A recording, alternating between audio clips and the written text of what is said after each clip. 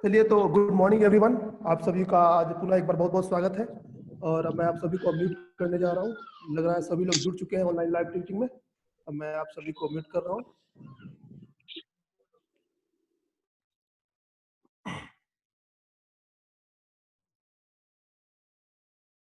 चलिए, आज जो आपका टॉपिक्स है, आपने कल पढ़ा था स्कूल रिकॉर्ड्स के बारे में। जो आपका सिलेबस बोल रहा था स्कूल रिकॉर्ड्स के बारे में, आपने टोटल चीज पढ़ लिया। और आप आज जो आपका इम्पोर्टेंट टॉपिक्स है स्कूल मैनेजमेंट, विद्यालय प्रबंधन। आखिर कैसे विद्यालय प्रबंधन की आज के इस सामाजिक प्रक्रिया में इसकी आवश्यकता है, इस संदर्भ में आपको समझना है और देखना है। क्योंकि शिक्षा की जो प्रणाली है पूरी तरह से प्रबंधन पर टिकी हुई है। और इस संदर्भ में मैंने आपके लिए बहुत ही बेहतरीन ढंग से एक डायग्राम को स्केच किया है। और साथ ही साथ कुछ जो लर्नर्स है, कुछ जो शिक्षाविद हैं, उन्होंने जिस टाइप से बताया है कि प्रबंधन की आवश्यकता क्यों है आज की इस प्रचलित शिक्षा प्रणाली के संदर्भ में, उसको हमको देखना है कि किस प्रकार से वह ये बताना चाहते हैं कि संगठन, फिर प्लानिंग, फिर मैनेजमेंट, आखिर यह क्या स्वरूप है और कैसे यह समाज को बेहतर बना सकता है, राष्ट्र निर्माता के रूप में कैसे यह सामने प्रदर्शित हो सकता है। मैं आपको शेयर करने जा रहा हूं। Please you can see that here. इस प्रक्रियाओं के माध्यम से ही आप समझ पाएंगे प्रबंधन एक बहुत बड़ी बात है, एक बहुत बड़ा कार्य है। भिन्न भिन्न शिक्षाविदों ने अपने अपने ढंग से प्रबंधन के संदर्भ में अपने विचारों को आदान प्रदान किया है। ऐसे तो विद्यालय प्रबंधन का बहुत ही व्यापक अर्थ है, फिर भी जो संतुलित और सटीक लगता है उस संदर्भ में आपके टेक्स्ट बुक में व्याख्यान दिया गया है। मैं आपको अभी शो कर रहा हूं। स्कूल मैनेजमेंट, यहाँ आप देख सकते हैं कि मैंने जो डायग्राम स्केच किया है और साथ ही कुछ बेहतर चीजें मैनेजमेंट के संदर्भ में मैंने एक छोटा सा नोट्स बनाया है। आप यहाँ देखिए, मैं इसको जूम करता हूँ, लाइट बढ़ाता हूँ मैं इसको, आप इसको देख सकते हैं। मैं इसको थोड़ा सा जूम कर देता हूँ। अब देखिए school management, you can see that. मेरे कहने का मतलब है स्कूल मैनेजमेंट आखिर प्रबंधन क्या है। मैंने यहाँ लिखा है शिक्षा प्रणाली। विद्यालय क्या है, मैंने यहाँ डाल दिया विद्यालय शिक्षा प्रणाली की मूल इकाई होती है। आप सभी जानते हैं, मैंने आपको पिछली कक्षाओं में पढ़ाया भी है डिजास्टर मैनेजमेंट, आपदा प्रबंधन।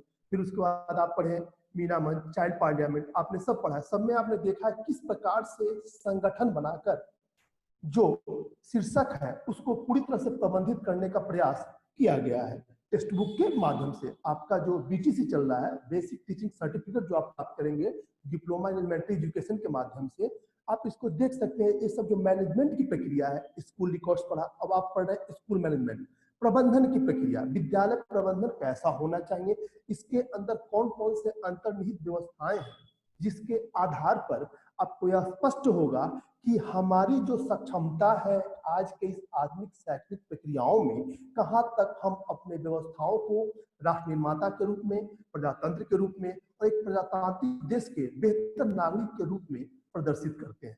तो मैंने आपको यहाँ दिया, मैं एनोटेट करता हूँ here, you can see that.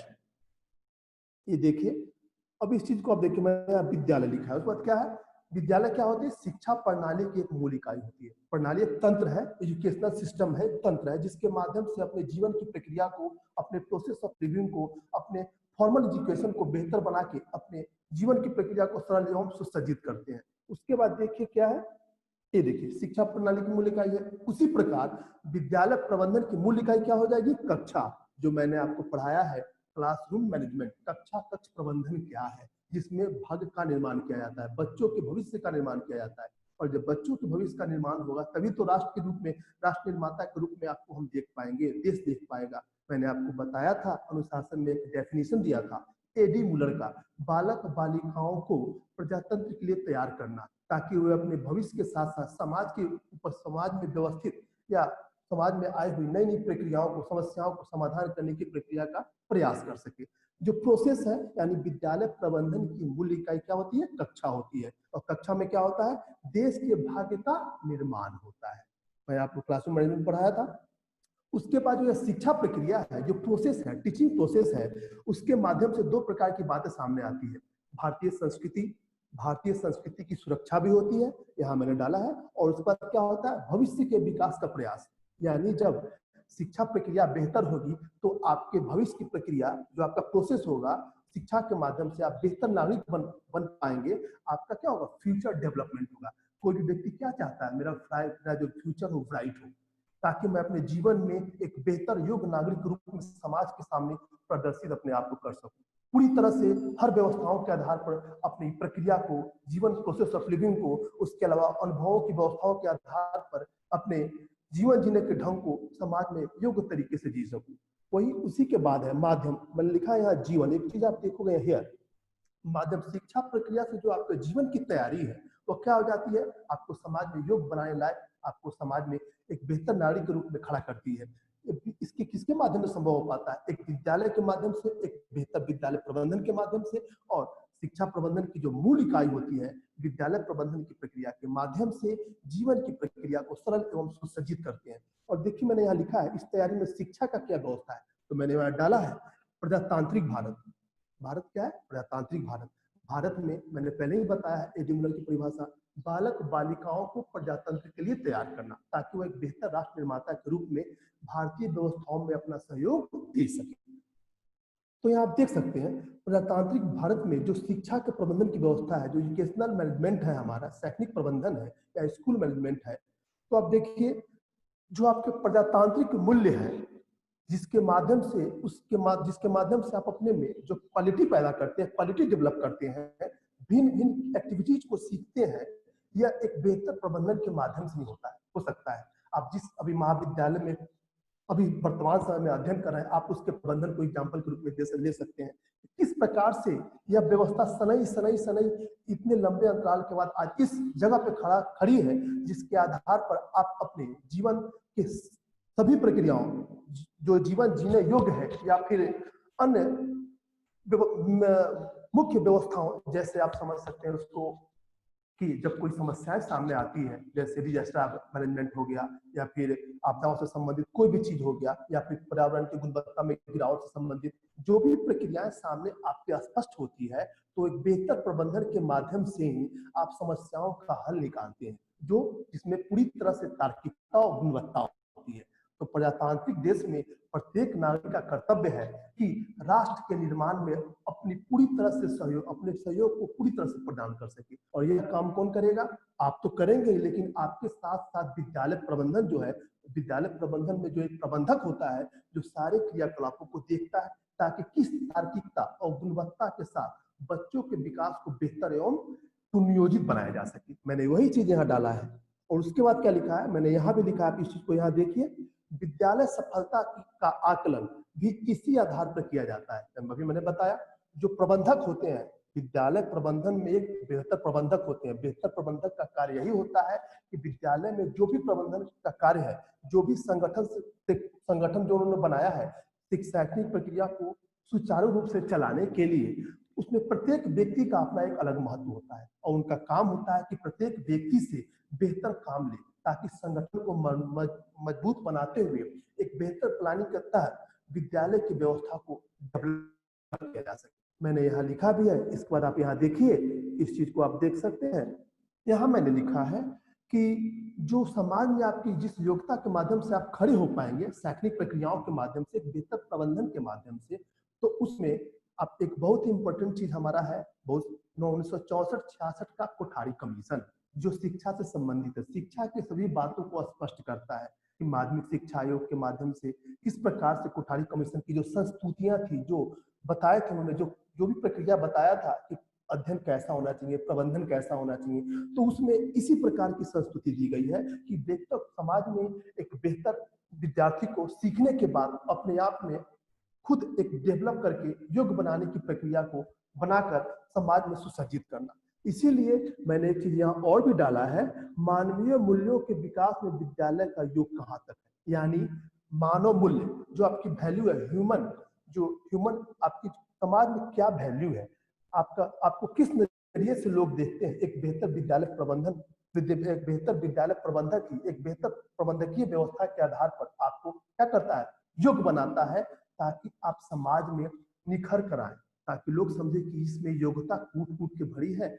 हर तरह की योग्यताओं के आधार पर यह व्यक्ति कभी असफल नहीं हो सकता है, साथ ही साथ यह राष्ट्रीयता के विकास में अपने जीवन प्रक्रियाओं को शेष योग्य जो भी चीज उनसे सीखा है अभी तक विद्यालय प्रांगण में या कॉलेज प्रांगण में या यूनिवर्सिटीज में, सबको एक साथ जोड़कर समस्याओं का हल निकालने में पूरी तरह से औचित्य रखता है। अब मैं आपको आगे दिखाता हूँ आगे क्या है। तो यह क्या है, विद्यालय प्रबंधन कि भारत जैसे प्रजातांत्रिक देश में, जिसकी जो एक विकासशील देश है, किस प्रकार से प्रबंधकीय व्यवस्था की गई है। सरकारी निजी भागीदारिता के आधार पर जो प्रबंधकीय व्यवस्था है, उसमें यह स्पष्ट देखने को मिलता है कि सबकी भागीदारिता सुनिश्चित की गई है। क्योंकि जो प्रचलित शिक्षा प्रणाली है, जो हमारे समाज में जिस भी प्रकार की समस्याएं आती है, उसको कैरिकुलम में डाला जाता है, पाठ्यक्रम में डालकर आपको जागरूक करने के लिए कॉलेज में, स्कूलों में, महाविद्यालयों में, यूनिवर्सिटी में पढ़ाई जाती है, ताकि उस क्षेत्र में जो समस्याएं आती है एक बेहतर प्रबंधन के माध्यम से उसको प्रबंधित किया जा सके, समस्याओं को दूर किया जा सके। किसके आधार पर होगा?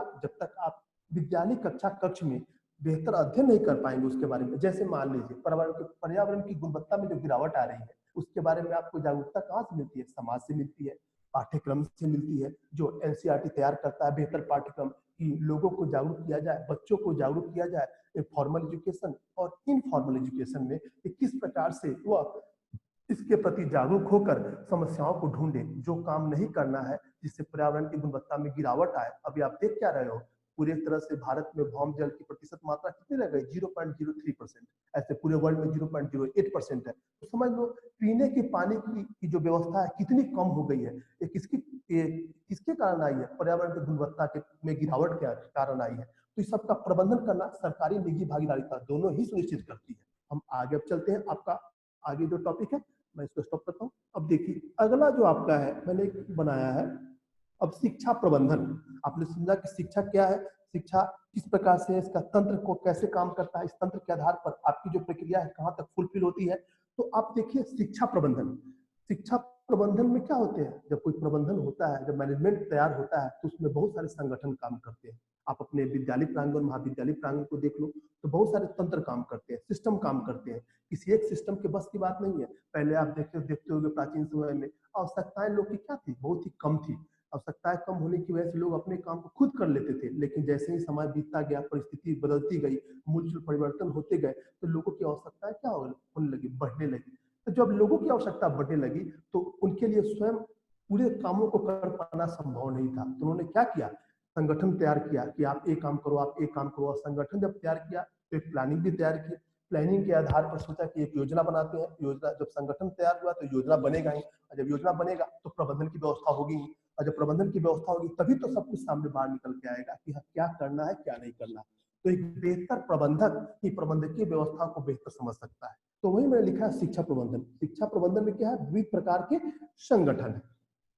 आप इसको थोड़ा ध्यान से देखिए, मैं थोड़ा बैक चेक कर लूं।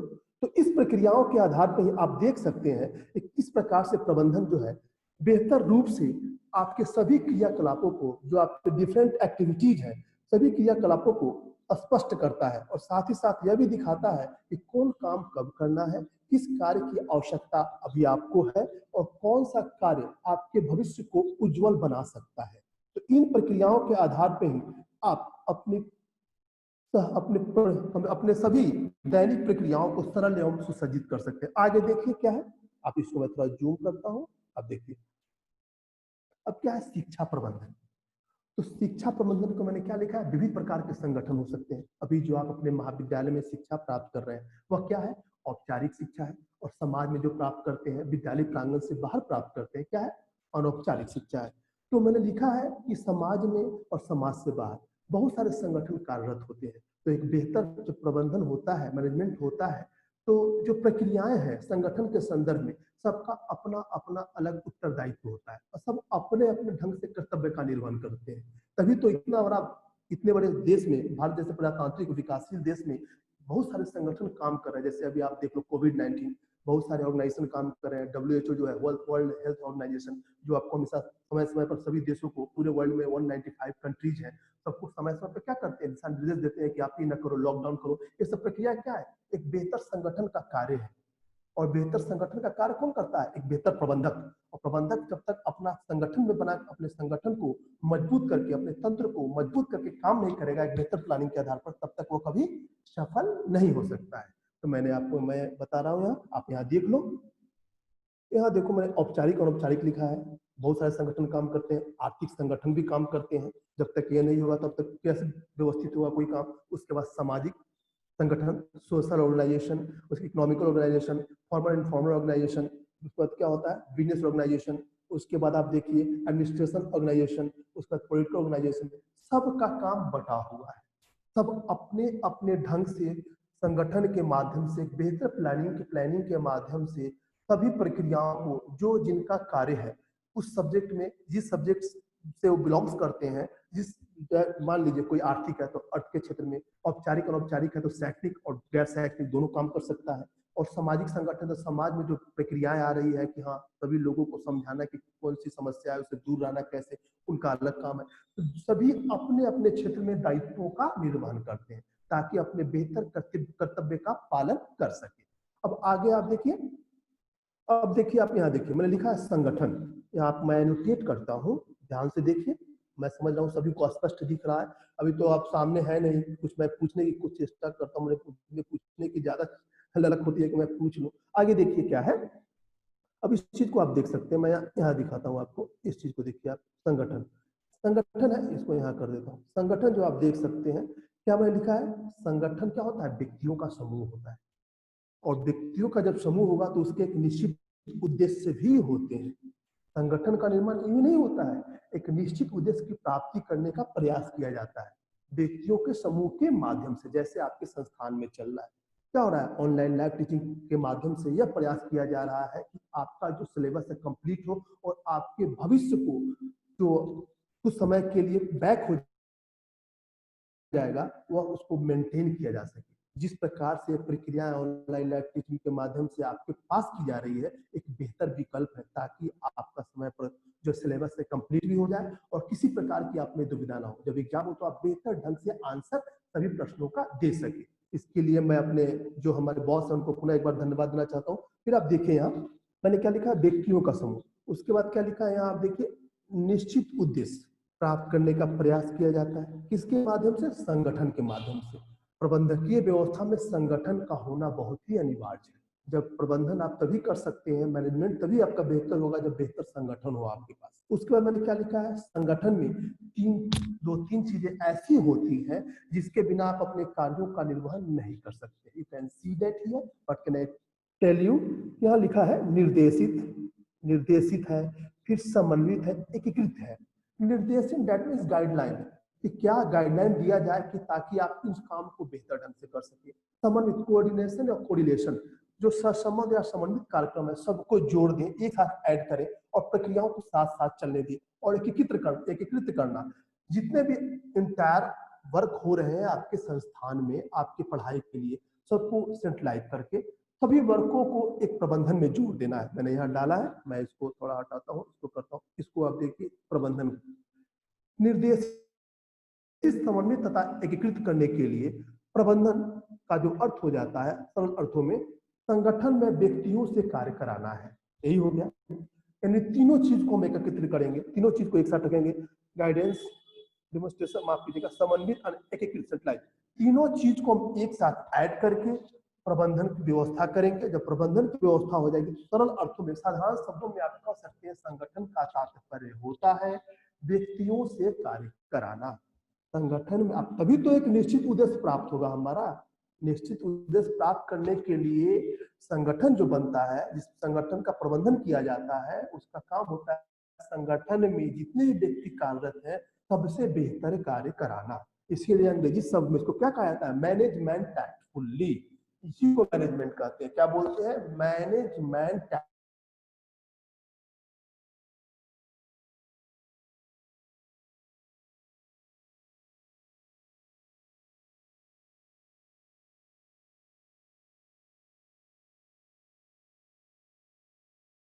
वापस चाहता हूँ, हो सकता हूँ मैं मीट हो गया हूँ। तो इस प्रक्रियाओं के आधार पे आप देख सकते हैं कि जो प्रक्रियाएं हैं, जो प्रक्रियाएं हैं,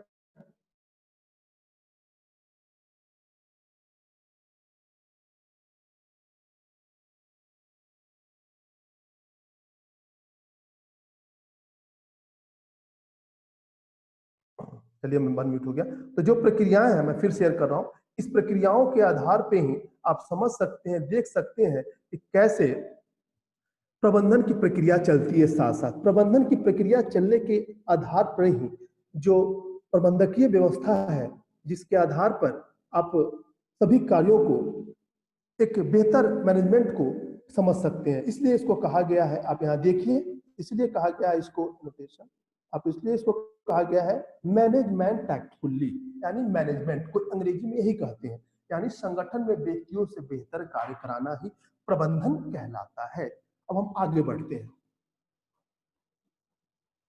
चलिए आगे क्या है हमारा मीनिंग। मैंने लिखा है भिन्न भिन्न शिक्षाविदों ने अपने अपने ढंग से मैनेजमेंट की परिभाषा दी है। आखिर प्रबंधन का अर्थ एवं परिभाषा क्या होना चाहिए ताकि प्रक्रिया को बेहतर बनाया जा सके। एक मिनट रुकिएगा जरा, ठीक है। क्या हो सकता है, तो meaning and definition of management, प्रबंधन का अर्थ एवं परिभाषा क्या है। तो मैंने सबसे पहले कुछ ऐसे शिक्षाविद थे जिन्होंने बड़े ही बेहतर ढंग से प्रबंधन की परिभाषा दी है। तो सबसे पहला हमारा है हैरोल्ड कीनन। क्या है? हैरोल्ड कीनन।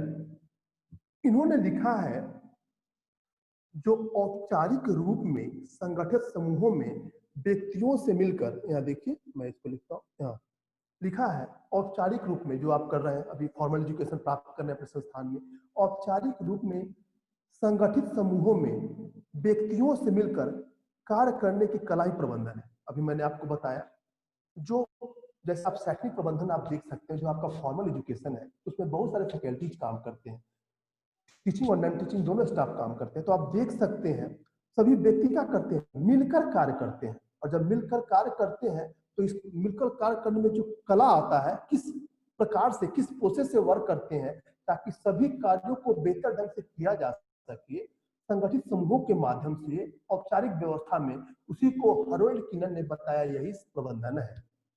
प्रबंधन का अर्थ यही है, औपचारिक रूप में संगठित समूहों के माध्यम से जो व्यक्ति हैं, जितने व्यक्ति हैं संगठित समूह में जितने व्यक्ति हैं, सभी जो मिलकर जो भी कार्य करते हैं, ये जो कला होती है, जिस कला से काम करते हैं कि किस प्रकार से हम उसको एडजस्ट कर ले, काम को, मेरा काम सरल हो जाए, वही क्या कहा हैरोल्ड कीनन ने, यही मैनेजमेंट है, यही प्रबंधन है। फिर उन्होंने क्या बताया, दूसरा परिभाषा, प्रबंधन वह है जो एक प्रबंधक संपादन करता है। मैंने भी बताया एक बेहतर प्रबंधक के माध्यम से प्रबंधन की प्रक्रिया पूरी तरह से स्पष्ट हो सकती है। जैसे आपके संस्थान में वो भी जो ऑनलाइन लाइव टीचिंग कर रहे हैं, बेहतर प्रबंधक की प्रक्रिया है जिसके माध्यम से आप अपने अध्ययन को सुगम एवं भविष्य फल के रूप में देख रहे हैं।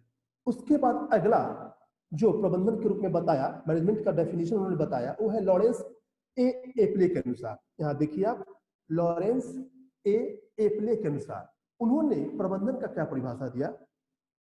उन्होंने बताया कि प्रबंधन के माध्यम से जो भी एक्टिविटीज होती है, वह एक्टिविटीज में प्लानिंग और गाइडेंस दोनों की आवश्यकता होती है, सिर्फ इसी के माध्यम से नहीं होती है। इसका कहने का मतलब है गाइडेंस और जो आपका प्लानिंग होगा, प्लानिंग और गाइडेंस जो होगा, यही काफी नहीं है इस क्रियाओं के लिए। इसका मतलब होता है मनुष्य का डेवलपमेंट करना। इसके माध्यम से, प्रबंधक के माध्यम से, जो मैंने अभी आपको उपयुक्त तथ्यों, उपयुक्त व्याख्यान में नोट्स को डायग्राम दिखाकर जो बताया है, यानी कहने का मतलब है प्रबंधन जो है, मैनेजमेंट जो है, सिर्फ नियोजन और निर्देशन की प्रक्रिया नहीं है, गाइडेंस और प्लानिंग की प्रक्रिया नहीं है। इसके माध्यम से इन दोनों चीजों को लेकर इनके माध्यम से आपका डेवलपमेंट करना है, विकास करना है, इससे समाज का विकास हो, देश का विकास हो और क्षेत्रीय स्तर पर जो भी विकास की प्रक्रिया है जो आपको योग्य बनाने लायक हो, वह करना है। उसके बाद क्या बताया अगला शिक्षाविद, रॉबर्ट अल्बानेस के अनुसार, ये सब आप याद कर लेंगे, ये सब जो है नामचीन लोग हैं जिनको याद रखना आपको जरूरी है। रॉबर्ट अल्बानेस के अनुसार, रॉबर्ट अल्बानेस जो भी देखिए अधिकतर शिक्षाविद वेस्टर्न कल्चर के ही हुए हैं, पश्चिमी सभ्यता के ही हुए हैं, उन्होंने अपने अपने ढंग से हर ऑर्गेनाइजेशन की परिभाषा दी है, हर मैनेजमेंट की, चाहे वो डिजास्टर मैनेजमेंट हो, आपने पढ़ाएंगे, उसके अलावा टेक्स्ट बुक मैनेजमेंट हो, उसके अलावा क्लासरूम मैनेजमेंट हो, सब में उनकी सहभागिता सबसे अधिक रही है। और हमेशा आप देखते हैं हर वर्ड जो आता है लैटिन भाषा से निकलता है, इसके भी कुछ कारण है क्यों वहां से आता है। सबसे अधिक सर्च करने वाले ऐसे तो अपने इंडियन में बहुत है, शिक्षाविद की कमी नहीं है, लेकिन जो वेस्टर्न कल्चर वाले हैं, मैंने जब आप दर्शन पढ़ेंगे कभी भविष्य में तो आपको पता चलेगा फिलॉसफी के अंतर्गत उनके क्या व्याख्यान है। एक प्रकार का यह एक फिलॉसफी है। आप देखेंगे ऐसे प्रबंधन का कोई ऐसा परिभाषा सटीक नहीं है जो कोई कह दे कि हाँ यह सटीक है, लेकिन अपने अपने ढंग से हर शिक्षाविदों ने बेहतर पर डेफिनेशन देने की प्रक्रिया को समझा है, दिया है, जो आपके सामने प्रस्तुत है। रॉबर्ट अल्बानेस के अनुसार, रॉबर्ट अल्बानेस ने क्या कहा, आपको मैंने पिछली कक्षाओं में डिजास्टर मैनेजमेंट पढ़ाया है, पर्यावरण के बारे में पढ़ाया है कि पर्यावरण की गुणवत्ता में गिरावट ही पर्यावरण क्षति को समझता है या आपदा आती है उसके बाद। तो मैंने लिखा है यहाँ, और रॉबर्ट अल्बानेस ने क्या लिखा है, प्रबंधन पर्यावरण को बनाए रखने तथा उससे बनाने का कार्य है। मैंने आपको पढ़ाया था कि इन्होंने लिखा है ऐसा प्रबंधन करें ताकि जो इन्वायरमेंट है हमारा, वातावरण है, बेहतर रहे, और या फिर अगर थोड़ी सी उसमें अगर समस्या भी है तो उसको बेहतर बनाने का प्रयास किया जाए, जिससे व्यक्ति अपने लक्ष्यों को कुशलता एवं प्रभावशीलता ढंग से प्राप्त कर सके। यानी इसके माध्यम से जो आपका शैक्षणिक वातावरण है, आप यहाँ शैक्षणिक वातावरण से समझिए, आपदा प्रबंधन जो है पर्यावरण उसको छोड़िए, यहाँ आप समझिए जो आपका शैक्षणिक वातावरण का पर्यावरण है, आपको क्या करता है, योग्य बनाने के लिए, व्यक्ति को अपने लक्ष्यों की प्राप्ति के लिए, कुशलता और प्रभावशीलता के लिए प्रबंधन करता है। मैं आपको बताया उससे पहले भी कि प्रबंधन की प्रक्रिया यह है जो एक बेहतर प्रबंधकीय व्यवस्था और संगठन प्लानिंग के माध्यम से आपके सभी प्रक्रियाओं को, भविष्य योजनाओं को, आपके लक्ष्यों की कुशलता, आपका जो लक्ष्य है, जो एम्बिशन है, जो गोल्स है, आप चाहते हैं कि मैं यहाँ से पढ़ के एक बेहतर शिक्षक या शिक्षिका बन सकूं, तो क्या है आपका एक गोल्स है, लक्ष्य है, जिसके आधार पर आप यह समझ पाते हो कि हाँ यह संस्थान हमारे भविष्य को उज्जवल कर सकता है, इसके माध्यम से मैं एक बेहतर शिक्षिका या शिक्षक बन सकता हूं। तो आपकी यहाँ जो बेहतर ट्रेनिंग चल रही है, तो आपका लक्ष्य है बेहतर शिक्षक या शिक्षिका बनना। तो संस्थान की जो प्रभावशीलता है, इफेक्टिवनेस है, इसके माध्यम से आप अपने उद्देश्यों की पूर्ति कर पाते हैं। यही क्या है, प्रबंधक है। किसने कहा था, रॉबर्ट अल्बानेस के अनुसार कि प्रबंधक पर्यावरण का बनाए रखने तथा उसे बनाने का एक कार्य है, जिससे व्यक्ति अपने लक्ष्यों की कुशलता एवं प्रभावशाली ढंग से प्राप्त कर सकता है। जो लक्ष्य की कुशलता है, लक्ष्यों की कुशलता एवं प्रभावशाली ढंग से प्राप्त कर सके, यही किसने कहा था, रॉबर्ट अल्बानेस ने कहा था। तो ये भिन्न भिन्न शिक्षाविद है, अपने अपने ढंग से प्रबंधन की क्या है, परिभाषा दी है, जिसके आधार पर यह स्पष्ट होता है कि कोई भी व्यक्ति या कोई भी स्टूडेंट्स या फिर बालक या बालिका जो शिक्षा ग्रहण कर रहा है, एक बेहतर प्रबंधकीय व्यवस्था में ग्रहण करके अपने सभी आयामों को, डायमेंशंस को तथा शिक्षा के उद्देश्यों को तथा राष्ट्र निर्माता के रूप में, सहायक के रूप में प्रजातंत्र के लिए तैयार हो सकता है। ये क्या था आपका शिक्षा प्रबंधन का डेफिनेशन। हम आगे चलते हैं।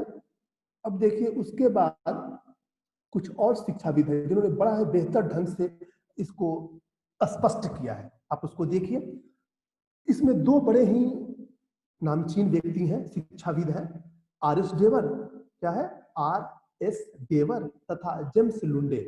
दो ऐसे व्यक्ति हैं जिन्होंने एक आकृति डेवलप किया कि कैसे कैसे प्रबंधन को बेहतर बनाया जा सकता है और प्रबंधन के अंदर कौन कौन सी ऐसी प्रक्रियाएं हैं जो उसको बेहतर मैनेजमेंट करने के लिए उत्तरदायी ठहराती है।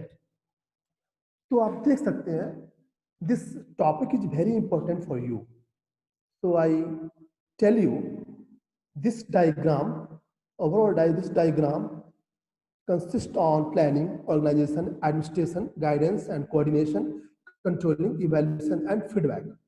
There are different types of characteristics to see here. I would like to say something. Today's topics is very important to you. After that, यहाँ जो आप लिखा हुआ है, आर.एस. डेवर एंड जेम्स लुंडे, याद रखिएगा, मैंने पहले भी जो नाम बताया उसको रट लेना है, गेट बाई हर्ट कर लेना है। मैंने पहले ही बताता हूँ, well direction of labour is only way of success. सही दिशा निर्देश में अगर आप कोई काम करते हैं तो सफल जरूर होंगे। अब देखिए मैं कोशिश करता हूँ को आपको समझा दूं। आर.एस. डेवर तथा जेम्स लुंडे, इन्होंने क्या डेफिनेशन दिया किसका, मैनेजमेंट का। इन्होंने पहले क्या बताया, नियोजन, प्लानिंग, उसके बाद क्या बताया, ऑर्गेनाइजेशन, उसके बाद क्या बताया, प्रशासन, एडमिनिस्ट्रेशन। 3 नंबर आप देखिए, मैं थोड़ा जूम कर देता हूँ थोड़ा सा डायग्राम, इसको आप गोला बनाएंगे, थोड़ा मुझसे टेढ़ा हो गया है बट ओवरऑल ठीक है। पहला क्या है, प्लानिंग, दूसरा क्या है, संगठन, तीसरा क्या है, एडमिनिस्ट्रेशन, चौथा क्या है, निर्देशन, गाइडेंस एंड कोऑर्डिनेशन, अब पांचवा क्या है, नियंत्रण। मैं इसको नोटेट करता हूँ, पहला नियोजन, दूसरा संगठन, तीसरा प्रबंधन, माफ कीजिएगा प्रशासन, चौथा निर्देशन, पांचवा कंट्रोलिंग एंड फीडबैक।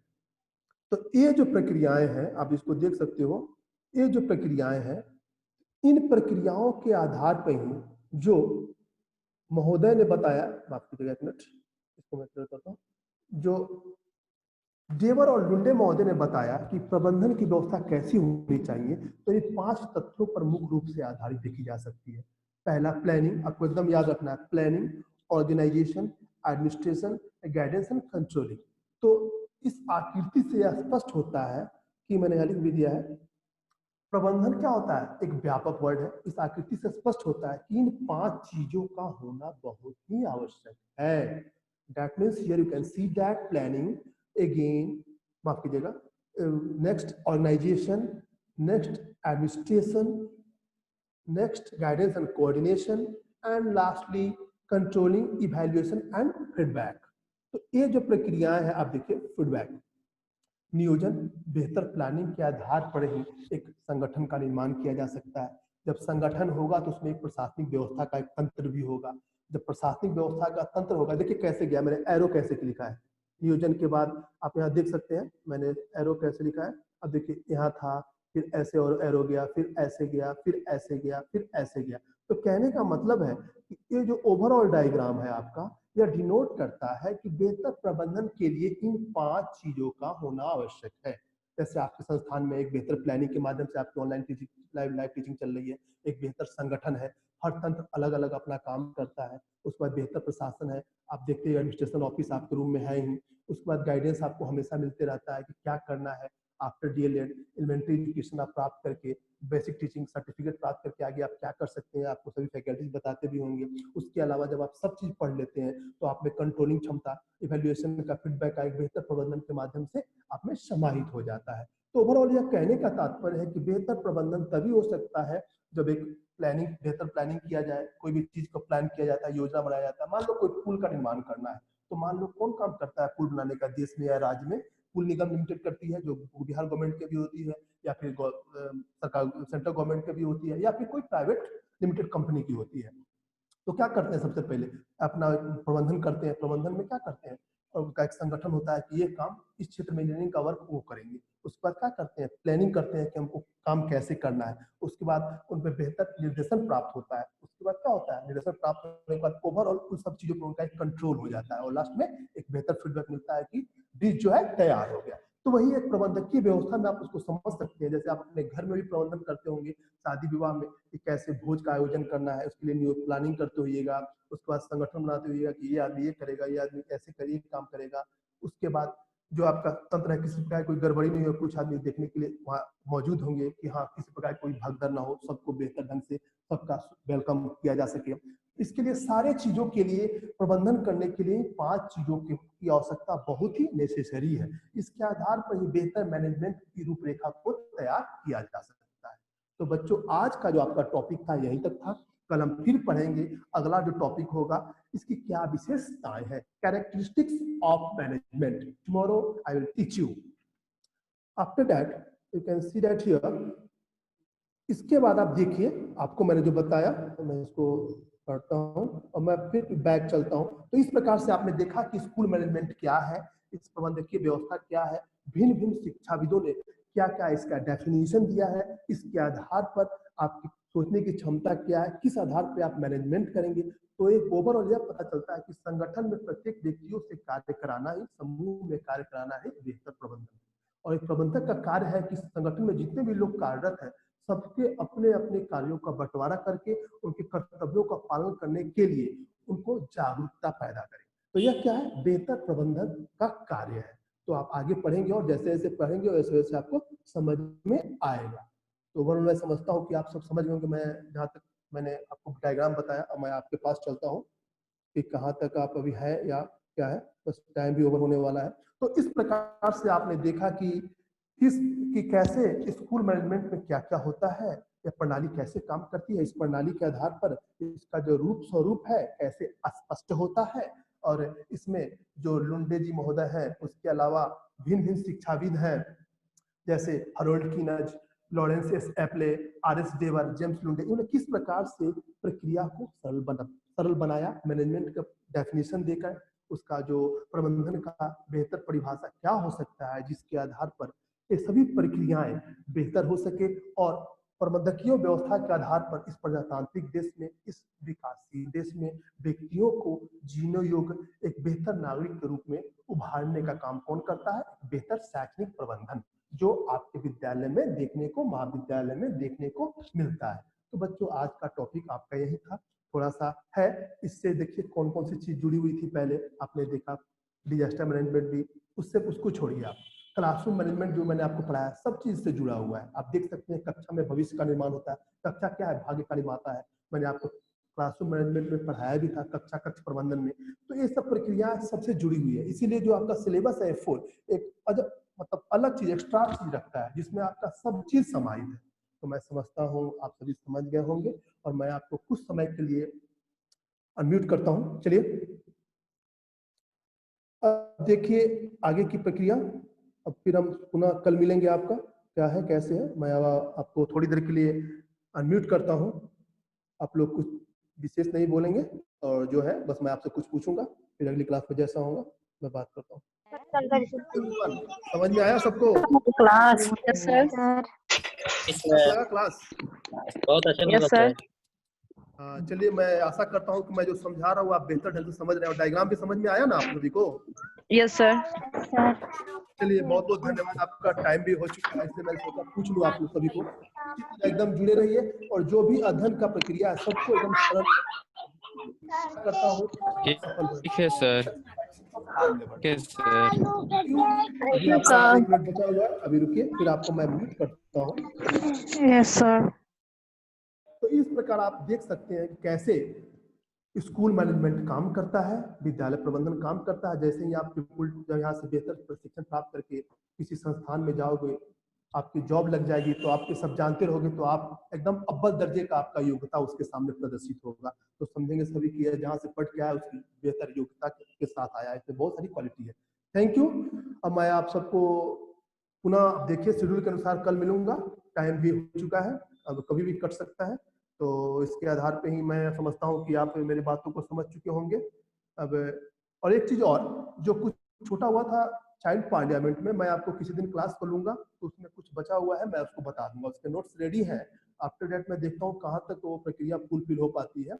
उसके बाद मैं आपको उसका जो छूटा हुआ भाग है, संगठन फिर मंत्री का कौन कौन सा काम था, उसको मैं बता दूंगा, ताकि वो भी खत्म हो जाए। ऐसे तो लगभग चीज मैंने उसमें बता ही दिया है, कुछ बचा हुआ है, कब तक कार्यकाल होता है, मंत्री का कार्यकाल कौन कौन सा होता है, उसके आधार पर।